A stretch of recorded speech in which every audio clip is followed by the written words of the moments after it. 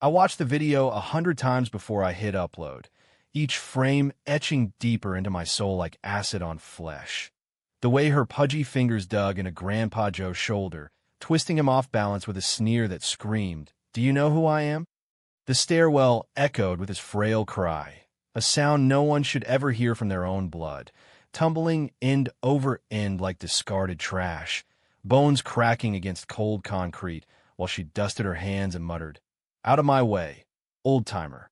And me? I was the shadow in the security feed, the grandson who'd installed those cameras myself, now holding the digital noose that would choke the life out of her precious CO empire.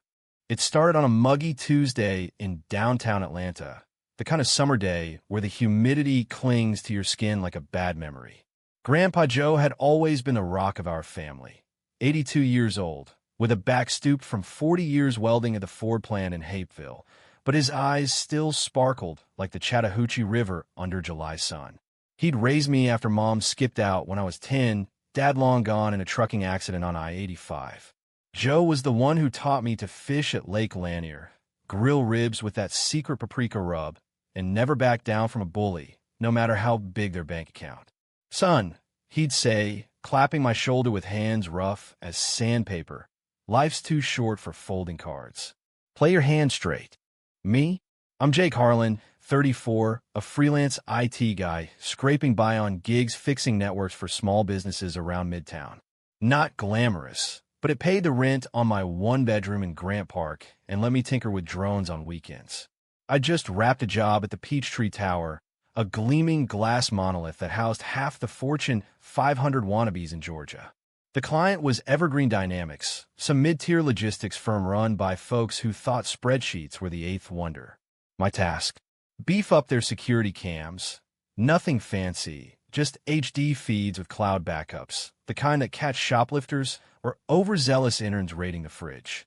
That's how I ended up in the lobby that afternoon. Laptop underarm, badge clipped to my faded Braves tee. Grandpa had tagged along uninvited, his stubborn streak flaring up after I'd mentioned the building's cafeteria had the best peach cobbler south of the varsity. "Hell, Jake, I'll treat ya," he'd grumbled, shuffling in his scuffed floor chimes, cane tapping like Morse code. We grabbed trays, his loaded with fried okra and mine with a turkey club, and headed for the elevators, chatting about the Falcons' slim playoff chances. The trouble brewed on the executive floor, 22nd level, where the air smelled like expensive cologne and desperation. Evergreen CEO, Karen Whitaker.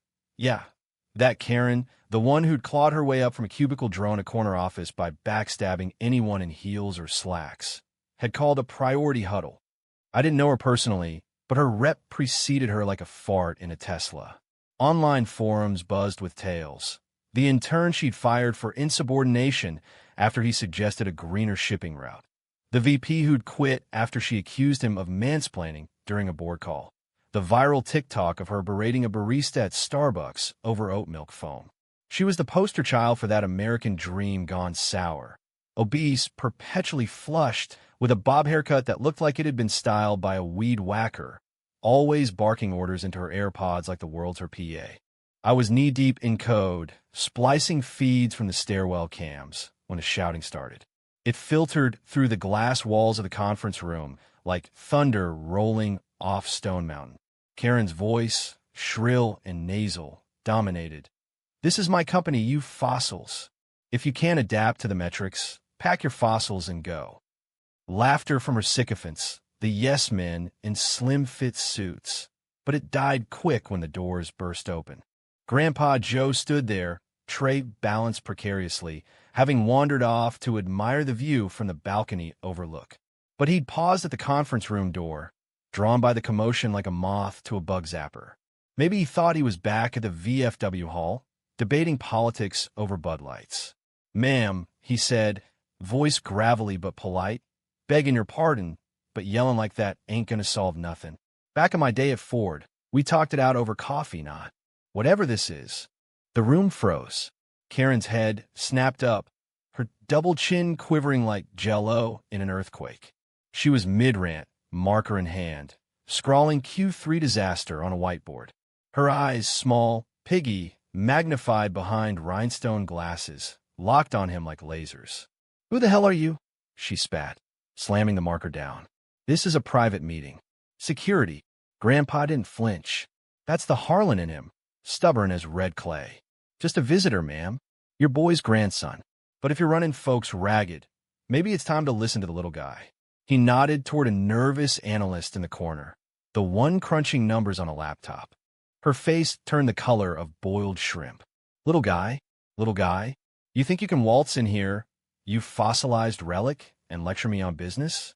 I built this empire while you were changing oil in some backwater garage." She lumbered forward, her chair scraping like nails on chalkboard, the room's tension thickening like Atlanta smog. I heard it from the server room down the hall, raised voices, then a crash. My heart jackhammered as I bolted out, toolkit clanging. By the time I rounded the corner, the conference room was a circus, suits scattering like roaches, papers fluttering. Karen loomed in the doorway, chest heaving, pointing at the hall. "Get him out. He's trespassing, harassing executives." Grandpa was edging backward, hands up, tray still clutched like a shield. "Easy now, ma'am. No harm meant. Just saying." But she wasn't hearing it. Rage boiled over, that toxic brew of entitlement and insecurity that makes Karen's the world over infamous.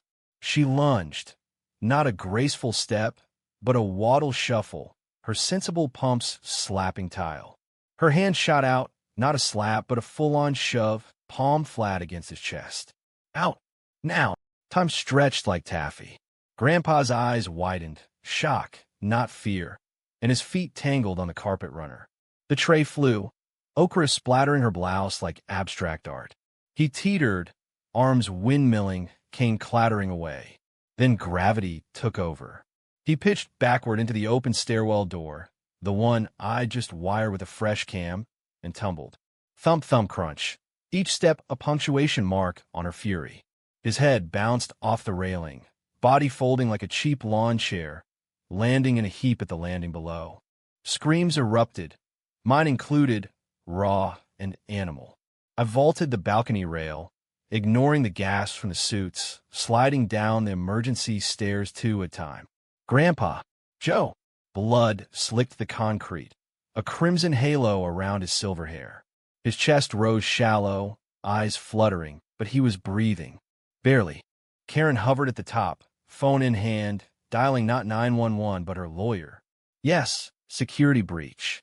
Elderly vagrant assaulted staff. Send cleanup. Cleanup." Like he was spilled coffee. I cradled his head, tears blurring the horror, as the first sirens wailed in the distance.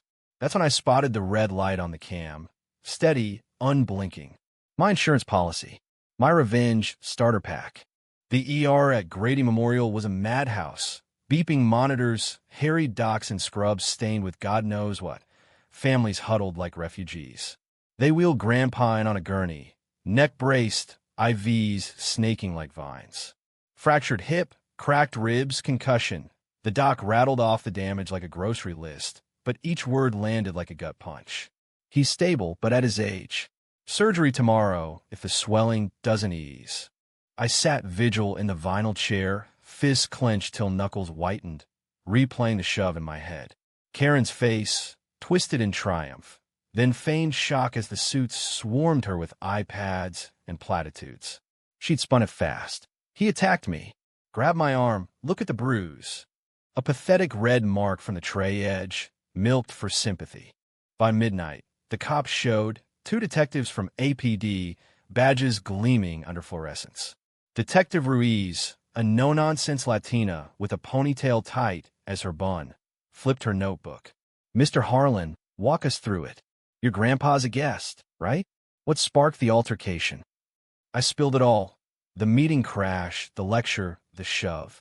They nodded, jotting notes, but their eyes said another workplace spat. Then I pulled out my phone, thumbed to the raw feed I'd yanked from the cloud before Evergreen's IT goons could scrub it. "Watch this." The grainy HD captured it pristine. Karen's advance, the palm strike, Grandpa's fall in slow-mo agony. Ruiz's jaw tightened. Her partner, a burly guy named Kowalski, whistled low. "That's assault, plain and simple. Battery on a senior, felony territory. They took statements, bagged my phone as evidence, promised warrants. But I knew the game. Karen's type had lawyers thicker than her waistline. By dawn, her PR machine was humming. Press release blaming intrusive visitor misconduct. Anonymous leaks to the AJC painting Grandpa as a disrupt-led retiree with a grudge. I didn't sleep. Instead, I mirrored the video to my external drive, encrypted it triple-fold. Revenge wasn't just cops, it was public. While nurses checked vitals, I texted my network, old college buds in media, a cousin at Fox 5, that podcast direct from Decatur who lived for drama. Got something big. Karen level big. Word spread like kudzu. By noon, corporate Karen was trending in Atlanta feeds. Screenshots leaked, blurry stills of her sneer, captioned CEO shove, when entitlement meets gravity. Comments flooded. Lock her up. Protect our elders. This is why we can't have nice things. Karen's response? A midday tweet from a K. Whitaker exec, deeply saddened by today's unfortunate incident. Evergreen prioritizes safety, cooperating fully with authorities. Prayers for all involve folded hands leadership matters. Hashtag her ass. It reeked of damage control, but the vultures circled. Local news vans clogged the hospital lot. Reporters sniffing for quotes. I stonewalled them, focusing on Grandpa.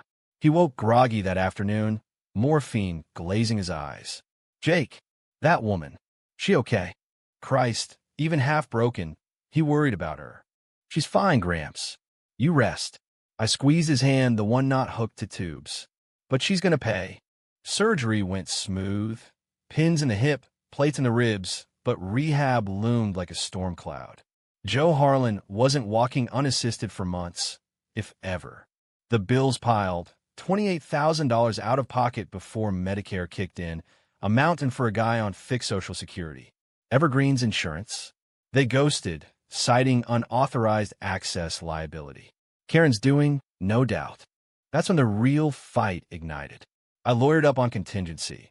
A shark from East Point named Ms. Delgado, who'd sued Walmart over a slippery floor and won six figures. Battery, elder abuse, negligence, she ticked off, eyes gleaming. We sue Evergreen civilly, hit her personally. That video's gold. But Karen lawyered harder. Her firm, some white shoe outfit from Buckhead, filed a countersuit. Defamation, trespass, emotional distress. Mr. Harlan Sr.'s interference caused irreparable harm to Ms. Whitaker's professional reputation. It read, like shoving an old man, was a HR footnote. The hearing was a circus in Fulton County Courthouse, all polished wood and echoing heels. I testified first, voice steady as I described the shove, the fall, the blood. The jury, 12 everyday Atlantans, mix of black, white, young, old, leaned in murmuring. Then the video played on the big screen, silent but deafening. Gasps rippled. One woman covered her mouth. Karen took the stand in a navy pantsuit stretched to bursting, hair shellacked, makeup caked like war paint. I felt threatened, she whined, dabbing crocodile tears. He lunged at me, grabbed my blouse. I reacted in self-defense. As a woman in a male-dominated field, we must protect ourselves. The gallery buzzed. A guy in the back snorted loud enough for the bailiff to glare. Her lawyer spun yarns. Grandpa's history of agitation, pulled from thin air, my biased installation of cams, as if I foresaw her tantrum. But the footage didn't lie. Cross-exam, Delgado shredded her. Ms. Whitaker, explain why the video shows you initiating contact, not Mr. Harlan. Karen blustered. Angles deceive. He startled me. The judge, a grizzled vet named Harlan, no relation. Thank God. Banged gavel on mistrial threats when her team objected one too many. Verdict came swift. Guilty on assault, 2 counts elder battery. Sentence? Probation, community service, $50,000 fine. Slap on the wrist for a millionaire. But the civil suit? That hit harder. $750,000 to Grandpa for medicals, pain, lost wages from his part-time gig at Home Depot. Karen's empire cracked. Stock dipped 15% overnight. Board whispers turned to shouts. She resigned for personal reasons, per the presser, but insiders leaked the real tea. Forced out, parachute golden but tarnished. Her LinkedIn went dark, invites dried up. Last I heard, she was hawking essential oils on Etsy. Reviews 1 star to hell. As for me, I parlayed the notoriety into a security consulting side hustle, Harlan Safewatch, because cams don't lie. Grandpa healed slow, but we fished again come spring, him in a wheelchair, me rowing gentle on the lake. Proud of ye, son, he said one dusk, line casting lazy. You played your hand straight. Revenge? It wasn't sweet. It was necessary. In America, where Karens roam free till the tape rolls, sometimes you gotta be the glitch in their system. And damn, did it feel good. But good didn't last. Karma's a slow cooker, not a microwave, and Karen Whitaker wasn't the type to simmer quiet. 2 weeks post-verdict, my inbox exploded with spam and signed emails laced with threats. You'll pay for ruining a good woman. Retract the lies, or else. IP traces led to burner accounts, but the tone? Pure her. Entitled venom, demanding I apologize publicly or face consequences. I shrugged it off at first, chalking it to bitter grapes. Grandpa was home now, set up in my spare room with a hospital bed and a mini fridge stocked with Ensure. PT sessions 3 times a week had him shuffling with a walker, cursing like a sailor each step. This damn thing's slower than traffic on 400, he'd gripe, but his grin said progress. We binge-watched old westerns, John Wayne saving the day. Nibbling popcorn, I'd pop extra buttery, just how he liked. We're picked up too. That viral clip?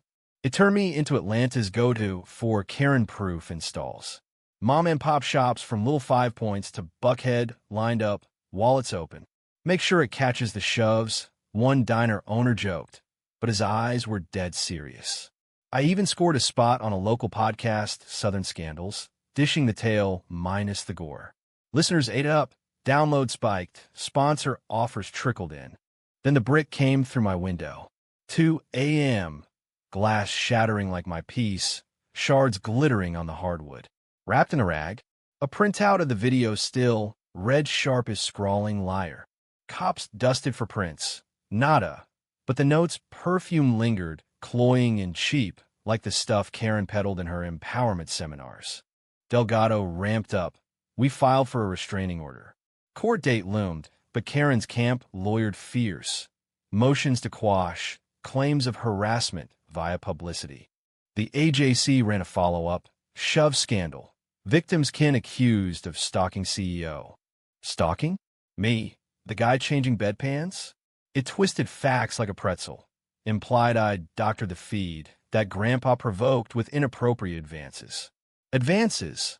On an 82-year-old vet?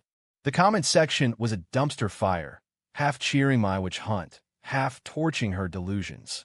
Public tide shifted sneaky. Karen pivoted PR gold, a GoFundMe for corporate warriors against ageist attacks, raking $200,000 from sympathetic execs. She guessed it on Fox and Friends, teary-eyed in a cardigan. I'm not a monster. I'm a survivor of cancel culture. That man invaded my space. I feared for my life. Clips went mega, her follower count rebounding.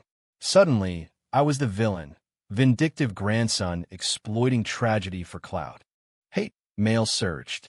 Packages at my door. Dead flowers, pig figurines smeared with lipstick. One night, tires slashed on my truck, Karen WZ right keyed into the hood. Grandpa noticed my edge, the way I'd check locks twice. Let go, Jake. High road's less crowded. But high road? That's for saints. I doubled down, leaking unaired footage. Hall cams showing her post-shove strut, high-fiving an assistant. It trended again, Karen Karma peaking at 50K mentions. She retaliated with a lawsuit of her own. $5 million for intentional infliction of emotional distress. Delgado laughed it off, frivolous BS, but the legal fees gnawed, dipping into Grandpa's settlement. The restraining order hearing was a farce. Karen testified remote from a safe house in Alpharetta, voice warbling over Zoom. He's obsessed, following my posts, doxing my donors. Lies stacked like Jenga. But her lawyer produced evidence, screenshots of my podcast promo, twisted to look stalkerish. Judge, A silver fox named Ellis frowned at the screen. Mr. Harlan, any contact with Ms. Whitaker post-incident? None, Your Honor. This is retaliation. I held steady, but inside, rage simmered. Denied. Insufficient proof of imminent harm, Ellis ruled. Karen's team crowed. Her GoFundMe spiked. That night, I drowned bitterness in a six-pack at Manuel's Tavern, the dive where Grandpa and I watched games. Barflies bought rounds, slapping my back. You're doing right, man. Don't let her win. But winning felt distant, like the Braves in October.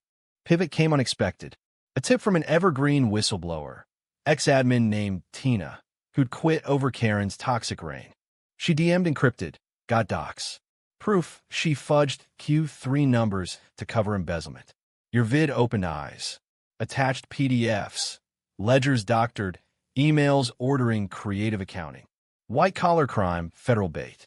I forwarded to Delgado, who looped in the feds. Est-ce sniffed? IRS circled. Raids hit, evergreen dawn next day. Agents and windbreakers, badges flashing, hauling servers. News choppers buzzed overhead. Live feeds showing Karen's mansion staked out, garage doors rattling up for searches. She cracked on camera, bursting from the house in robe and slippers, screeching at suits. This is a witch hunt. That Harlan boy started it. Viral gold. Karen cuffed, trended national. Memes exploding. Her mugshot photoshopped on milk cartons labeled missing dignity. Indictments dropped. Fraud, wire tampering, assault add-on. Bail set at $1 million. She pawned jewelry, posted bond. But the damage? Terminal. Board dissolved, evergreen, assets liquidated. Karen's net worth? Vaporized. Last public sighting. Her ranting outside the courthouse, foam-flecked. It's all rigged. Men like him hate strong women. Strong? Nah, just scared. Grandpa chuckled from his recliner, remote in hand. Reckon she learned, son?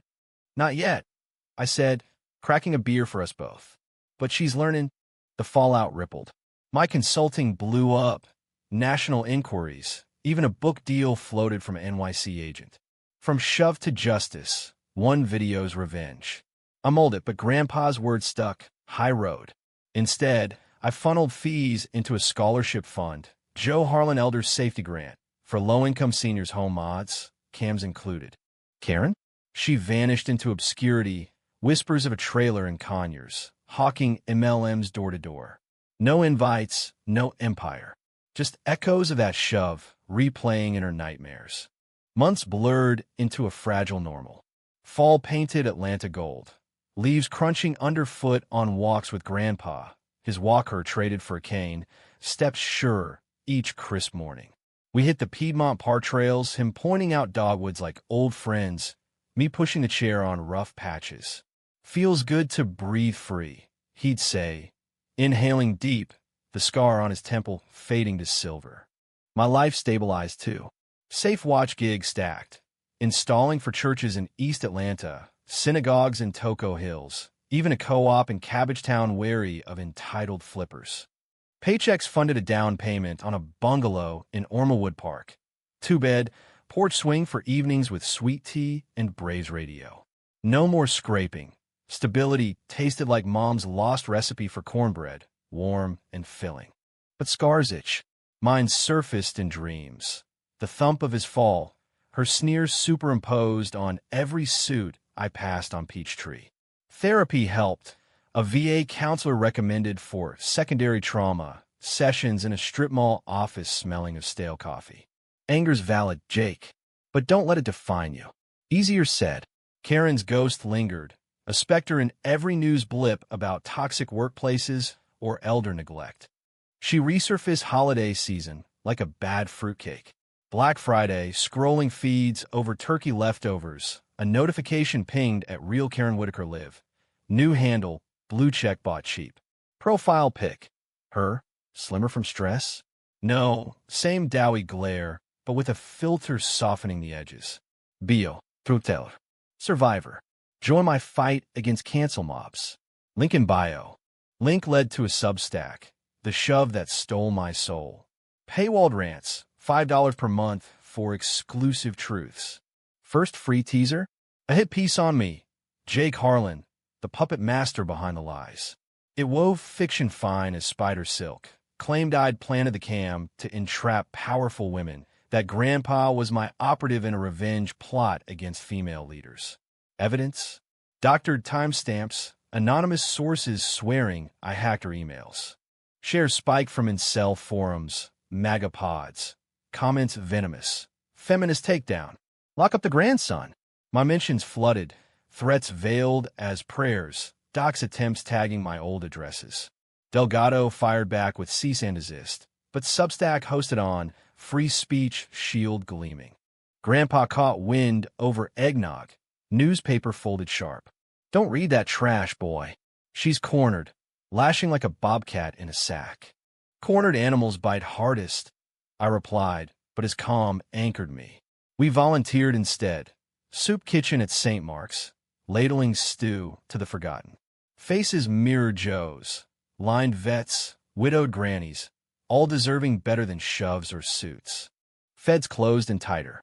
Trial prep leaked. Karen's fraud trail snaked back years, siphoning vendor kickbacks, inflating invoices for yacht weekends. Co-conspirators flipped. Her inner circle testified for immunity. She ruled by fear. One exec admitted on 60 Minutes, face blurred. The shove? Tip of the iceberg. She once fired a pregnant analyst for distraction. Public pendulum swung hard. Justice for Joe trended anew. Petitions demanding her bar from corporate boards. Late-night hosts roasted. Colbert photoshopped her face on a tumbling bowling pin.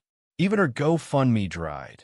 Donors refunded, shamed into silence. She doubled down desperate. Christmas Eve, a package arrived. No return, postmark Conyers. Inside, a USB drive labeled The Real Story. I plugged it wary, antivirus humming. Video file. Karen, solo in a dim kitchen, ring light harsh on her pallor. Jake, she started, voice husky from disuse. You think you won? This is your fault. I was climbing, finally free of the glass ceiling. And you and that doddering fool crush me. Monologue unspooled. Victim narrative on steroids. Blamed patriarchy for her temper. Society's ageism for the shove. Ended with a plea. Delete the video. Meet me neutral ground. We can settle. Money, silence. Coordinates attached. A Waffle House off I-20, midnight tomorrow. Trap? Olive Branch. Delgado vetoed hard. Don't engage. Let the courts cook her. But curiosity gnawed. That same itch that made me hit upload months back. I went alone, truck idling in the lot, fogged windows hiding my watch. She pulled up in a rented Corolla. No plates, paranoid chic. Lumbering in with a folder, tracksuit sagging. Booth by the window, hash browns steaming ignored. Jake Harlan, she said, no hello, sliding the folder. Sign this NDA. I'll wire 100K. Call it even. Pages blurred legalese. Gag order, video surrender, defamation retraction. I flipped slow, her eyes boring holes. Why now? Feds got you cornered. She leaned in, breath sour with mints masking wine. Because you're like me, fighter. We don't deserve this. That old man, he should have known his place. Respect hierarchy. Hierarchy. The word snapped something. Place? He earned every floor he walked, ma'am. Welded tanks for your freedom while you... What? Screamed at spreadsheets. Voice low, but heat rose. Her mask slipped, lips curling, that familiar sneer. Untitled brat. Think viral fame makes you hero? You're trash, like him. I built empires, you fix routers. I stood, chair scraping. Empires on lies. Enjoy the cell. Out the door, heart pounding but no tails. Drive home, I copy the drive. Her confession, unwitting. New Year's, it dropped anonymously to prosecutors. The meat, her admissions. Indictments amended. Obstruction, witness tampering. Bail revoked. Marshals cuffed her New Year's morn. Orange jumpsuit swallowing her frame. Hauled to Gwinnett County Jail. Headlines screamed, shove her CEO's downfall, from boardroom to bars. She pled out. 5 years federal, 10 probation, restitution tripled. Released early on good behavior, but tagged, monitored persona non grata. Last I saw, a grainy photo from a halfway house newsletter, her teaching anger management to inmates. Irony thick as grits. She looked smaller, deflated, eyes darting like cornered prey. Grandpa past spring, peaceful, in his sleep, heart giving out after one last Braves opener.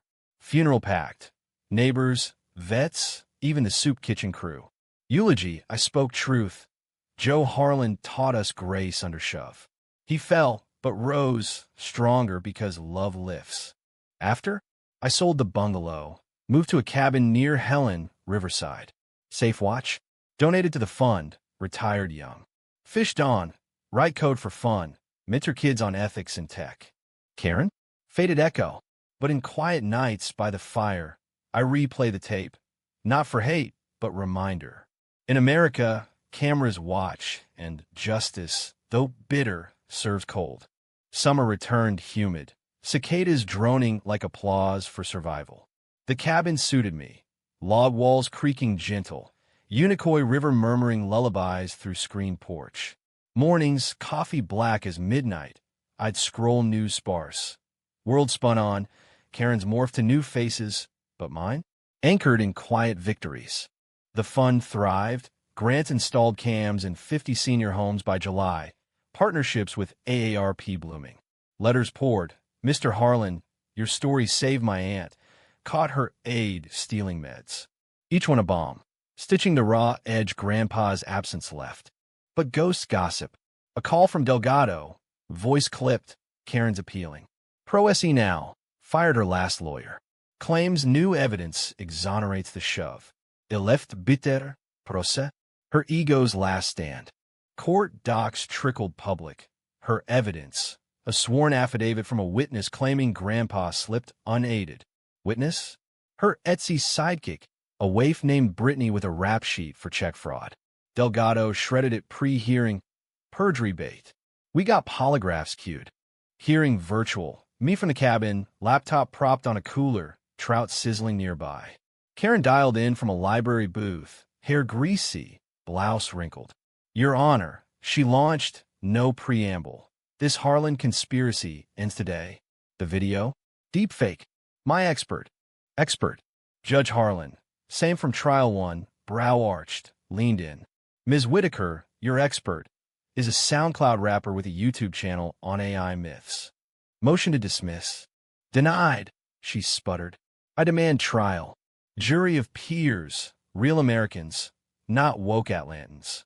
Chambers recess, back hammer fell. Appeal frivolous. Sanctions, $10,000 to Mr. Harlan's fund. Case closed. Her scream pixelated the feed, static snow, connection lost. Commentary boards lit, Karen's checkmate fail. Memes peaked. Her face on a sinking Titanic, caption iceberg. Reality. She vanished again, but ripples reached. A book ghost-written, unshackled. A CEO's fight against lies. Flopped at indie shelves, remaindered by Valentine's. Reviews savage. Victim porn for the vain. I snagged a copy at a yard sale, $1, skim for laughs. Chapters droned her rise. Daddy's abandonment, glass ceilings shattered by sheer will. The shove? Misunderstood reflex. Grandpa? Catalyst for my awakening. Awakening. I burned at Riverside, ashes swirling like fireflies. Life looped forward. Fall. I met Lena at a fun gala. Veteran journalist, sharp as a Blue Ridge, laugh warming like bourbon. We bonded over Karen Chronicles, her scooping similar tales for The Guardian. Dates blurred to weekends. Hikes in a Michelola, her decoding my scars while I grilled venison. She dug the cabin life, but city pulled. Come to D.C. with me? Cover the hill, need a tech whisperer. Tempting, but roots ran deep. Maybe summers, I hedged. Rivers got me hooked. Winter whispered change. News ping. Karen paroled early, model inmate, rehab via her classes. Released to a half house in Macon, job at a call center, ankle monitor beeping. Paparazzi snapped her lugging groceries, face gaunt. No sneer left, just a feet etched permanent. One clip went viral. Interview with a podcaster, voice flat. I was wrong. Anger blinded me. That man, Joe, deserved respect. Tell his family, sorry. Crocodile? Maybe. But Lena dissected. PR pivot. Halfway houses mandate remorse scripts. I watched once deleted. Forgiveness? Not mine to grant. Grandpa's grace covered it. Spring equinox. The river swelled from thaw. Kayak season. Paddling solo, current carrying, I spotted a figure on the bank. Hiker, pack heavy, waving frantic. Pulled ashore. She collapsed gasping. Mid-50s soaked, twisted ankle. Thank God. Slipped on moss. Thought I was done. Helped her up, called rangers. As they stretchered, she gripped my arm. You look familiar. Harlan? The video guy. World tilted. Her name? Karen Whitaker. No lie. Parole terms allowed, supervised travel. She'd hiked for reflection, monitor tucked in sock. Eyes met. Hers haunted, mine guarded. Jake, she whispered. The river. Fitting, huh? Full circle. Words jammed. Rage flickered, but river rushed louder. Get better, I said, turning. For real this time. Rangers hauled. I paddled on, sun dappling water gold. No shove, no tape, just release. Years folded. Lena and I, cabin co-owned, her DC trips balanced by my grants. Fund hit 200 installs. TEDx talk followed. Cams and compassion. Tech for the vulnerable. Applause thundered, but Grandpa's voice echoed. Straight hand, son. Karen faded footnote. Last ping, a blog post. Redemption rose, her crewing on the Chattahoochee, paddling past pain. Believe half, hope the rest. In America, stories end open. No tidy bows, just chapters. Mean? Written in code and current, revenge traded for ripples. The shove scarred, but healing? That's the real arrest of hate by grace. And if another Karen looms, I'll wire the cams tighter. Because footage doesn't forget, and neither do we.